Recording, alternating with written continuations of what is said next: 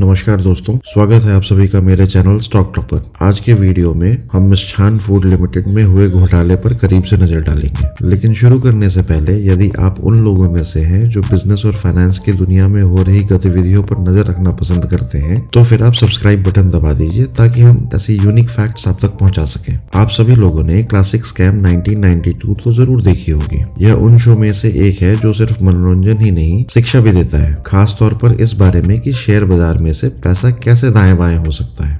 एक चीज जो इसे देख के याद आती है वो है माजदा इंडस्ट्रीज और लीजिंग लिमिटेड की कहानी। अगर आपने शो देखा है तो आपको यह स्टॉक जरूर याद होगा। 1992 में इसकी कीमत इतनी बढ़ गई थी कि मानो बाजार का अगला ब्लू चिप स्टॉक हो। लेकिन जब पत्रकार सुचेता दलाल ने जांच की तो उन्हें यह भयानक सच्चाई का पता चला। एक टूटे फूटे इमारत में एक पुराने दरवाजे के बाहर एक बोर्ड लगा हुआ था जिसमें ताला लगा हुआ था। एक hollow entity with no operations, कोई एम्प्लॉय नहीं था, कोई मैनेजमेंट नहीं था, कुछ भी नहीं था। ये सिर्फ कागज पर लिखा हुआ एक नाम था और इसी को हम एक क्लासिकल पेपर कंपनी कहते हैं। वास्तविकता के बजाय सिर्फ कागज पे अस्तित्व था। और यहाँ पे धोखेबाजों का खेल क्या था? बिल्कुल सिंपल, शेयर की कीमत आसमान छूती है, बेखबर निवेशकों को लुभाती है और फिर जब कीमतें ऊंची होती हैं तो शेयर बेच दिए जाते हैं। शुरुआती निवेशक अमीर बन जाते हैं जबकि देर से निवेश करने वाले अपने सपनों और अपने पैसों को बर्बाद होता देखते हैं। और फाइनली यही हुआ।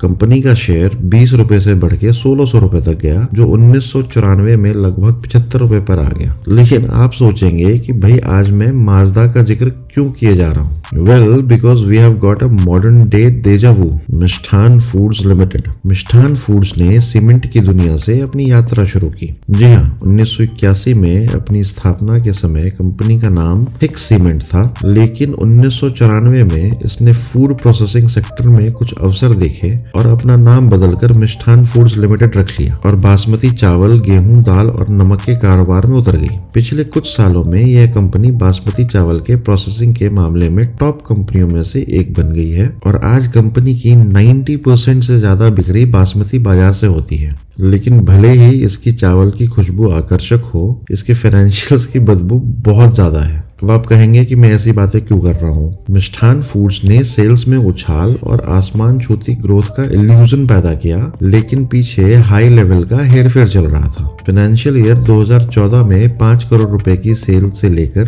फाइनेंशियल ईयर 2024 में 1200 करोड़ रुपए से अधिक का 4 डिजिट सेल दर्ज की गई। यह एक शानदार ग्रोथ है, लेकिन पर्दे के पीछे की कहानी इतनी शानदार नहीं है। नकली खरीदार, नकली सप्लायर्स और कागजी संस्थाएं, जिनमें से कई कंपनी मैनेजमेंट के रिश्तेदारों से जुड़ी हुई थी। ये रियल बिजनेसेस नहीं थे और सिर्फ रेवेन्यू बढ़ाने और फाइनेंशियल स्टेटमेंट फैब्रिकेट करने के लिए बनाए गए थे। कंपनी के मुनाफे और कैश फ्लोज ने भी एक फर्जी कहानी नरेट किया। सेल्स तो बढ़ रही थी लेकिन प्रॉफिट नहीं बढ़ रहा था। एक्चुअल में फाइनेंशियल ईयर 2016 में जब इसने वित्त वर्ष 2015 में 3 करोड़ से 121 करोड़ की सेल की सूचना दी तो मुनाफा शून्य पर ही स्थिर रहा और वित्त वर्ष 2017 तक यह ऐसे ही रहा, जबकि सेल 250 करोड़ से अधिक हो गई थी। बैलेंस शीट और कैश फ्लोज के मामले में कोई भी नेग्लिजिबल एसेट्स देख सकता था। नेगेटिव ऑपरेशनल कैश फ्लो और इन्वेंट्री लेवल जो सेल फिगर के आंकड़ों से मेल नहीं खाते थे। फिर भी ज्यादातर लोगों ने इसे नजरअंदाज किया क्योंकि लोग निवेश करते रहे जबकि कंपनी के शेयर्स की कीमत बढ़ती रही। हाल में ही जब कई लोगों ने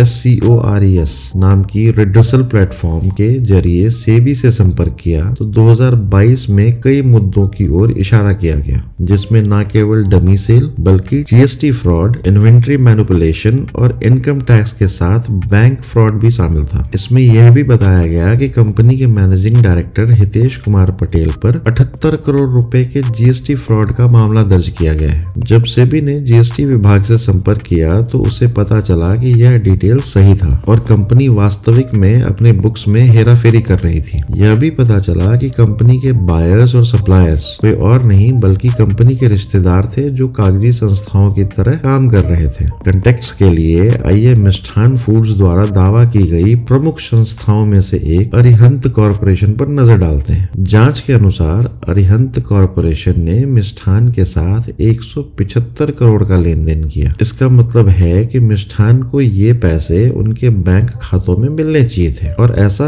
हुआ भी। लेकिन यहाँ पर एक ट्विस्ट है। अरिहंत ने मिष्ठान को जो पैसा भुगतान किया वो वास्तव में मिष्ठान की अपनी ग्रुप कंपनियों में से एक से आया था, मूल रूप से एक शेल एंटिटी जिससे अरिहंत में डाला गया था। एक्चुअल में कोई पैसा आया नहीं था, यह केवल बुक्स में एक सर्कुलर एंट्री थी। इससे लेजिटिमेट बिजनेस का इल्यूजन पैदा हुआ और निवेशकों को यह सोचने पे मजबूर होना पड़ा कि कंपनी फल फूल रही है। मामले को बदतर बनाने के लिए अरिहंत के मैनेजमेंट के कुछ सदस्यों का मिष्ठान फूड के मैनेजमेंट के साथ भी तालमेल पाया गया। सेबी ने मिष्ठान फूड्स के बुक ऑफ अकाउंट्स पर करीब से नजर डालने का फैसला किया, लेकिन कंपनी के पास एक सुविधाजनक बहाना था। उन्होंने क्लेम किया कि 2022 में आग लगने से उनके अधिकांश रिकॉर्ड्स नष्ट हो गए थे, जिसमें इनकम स्टेटमेंट भी शामिल था। जब सेबी ने फाइनेंशियल ईयर 23 और 24 के फाइनेंशियल डिटेल्स मांगे तो मिष्ठान उन्हें भी नहीं दे सका। सेबी ने जितनी गहराई से जांच की, मामला उतना ही उलझता चला गया। मिष्ठान ने राइट्स इशू भी जारी किए थे। शेयर धारकों को विकास के लिए फंडिंग की आड़ में डिस्काउंट शेयर ऑफर किए गए, लेकिन कारोबार को बढ़ाने की बजाय फंड हवा में गायब हो गए। उदाहरण के लिए 2024 में राइट्स इशू के जरिए जुटाए गए करीब 50 करोड़ रुपए रहस्यमय तरीके से रिलेटेड पार्टीज और डायरेक्टर सहित इनसाइडर्स की जेब में चले गए। इस पैटर्न से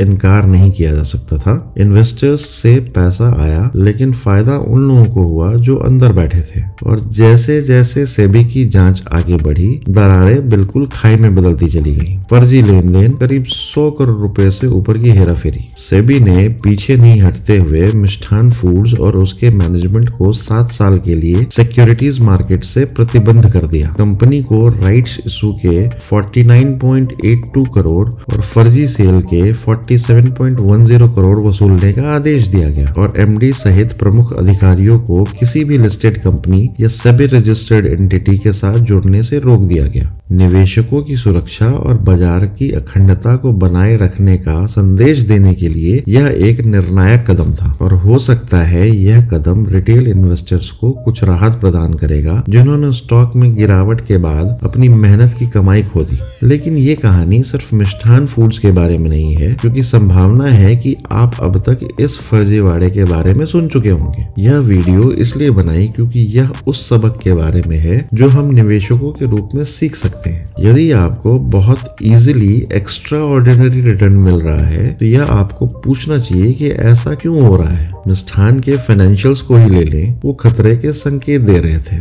सेल्स तेजी से बढ़ रही थी, लेकिन मुनाफा एकदम स्थिर, कैश फ्लो नेगेटिव और प्रोमोटर होल्डिंग पे अगर नजर डालें, साल से भी कम समय में भारी गिरावट पर 2023 के अंत तक 49% से सितंबर 2024 में 43% रह गया था। एक्चुअल में हितेश कुमार पटेल ने जुलाई और अगस्त के बीच कंपनी के शेयर बेचे और इसके जरिए लगभग 50 करोड़ रुपए जुटाए। ये अगर कोई भी बारीकी से देखना चाहता तो उसके लिए सब कुछ बिल्कुल सामने था। और फिर बाजार में उत्साह के दौरान इन चेतावनी संकेतों का अनदेखा करना आसान है। जल्दी से जल्दी मुनाफा कमाने की उम्मीद निवेशकों को जोखिम से अंधा कर देती है। कई लोग खुद को यह विश्वास दिलाते हैं कि वो समय रहते ही बाहर निकल जाएंगे, लेकिन यहाँ पे एक हार्श ट्रुथ है, हमेशा कोई न कोई व्यक्ति ही नुकसान उठाता है और अक्सर ऐसा रिटेल इन्वेस्टर्स के साथ ही होता है। आज लाखों रिटेल इन्वेस्टर्स मिष्ठान फूड के साथ फंसे हुए हैं। अब उनका फाइनेंशियल फेट इस बात पर निर्भर करता है कि कंपनी गलत तरीके से इस्तेमाल किए गए फंड को वापस पा सकती है या नहीं।